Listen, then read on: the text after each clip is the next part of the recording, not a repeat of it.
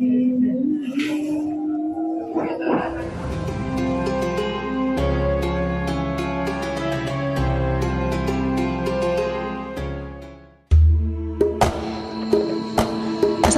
teman-teman semua, jumpa lagi dengan PKS TV Jogja. Nah, hari ini kita masih mau melanjutkan nih kegiatan liputan buka bersama di masjid-masjid bersejarah tentunya di kota Jogja.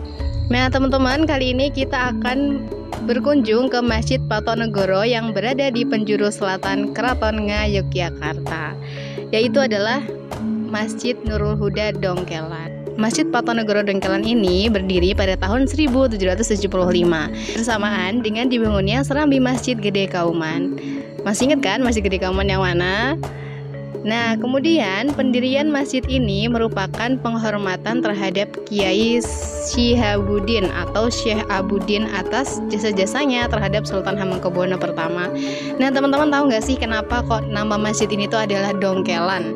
Nah, ceritanya tuh gini teman-teman. Jadi saat itu Sultan Hamengkubuwono pertama berkonflik dengan Raden Mas Said atau Sri Mangkunegara yang berjuluk Pangeran Sambernyawa. Nah, saat itu Kiai Syihabuddin diangkat menjadi penghulu keraton yang pertama. Tetapi beliau menjabat tidak lama karena kecewa terhadap Sultan Hamengkubuwono pertama. Karena janji Sultan Hamengkubuwono pertama ini yang akan mengangkatnya menjadi patih tidak dipenuhi oleh beliau.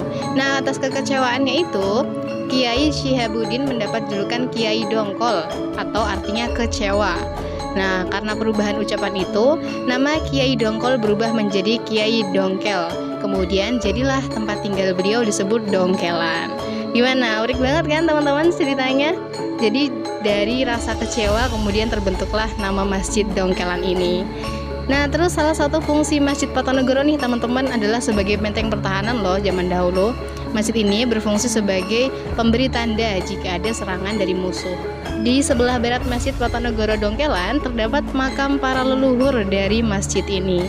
Salah satu tokohnya yang dimakamkan di makam ini adalah Kiai Haji Munawir Abdul Fattah, yang beliau adalah salah seorang pendiri Pondok Pesantren Al Munawir di Kerapia.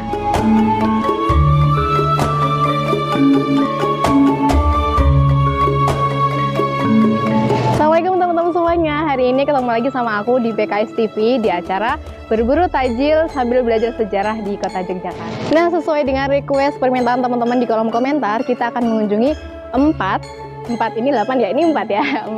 Masjid Patonegoro di Yogyakarta.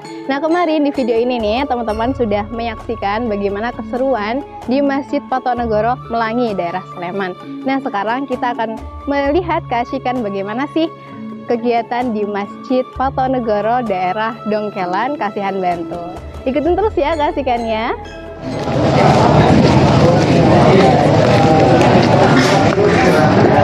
Assalamualaikum Ibu.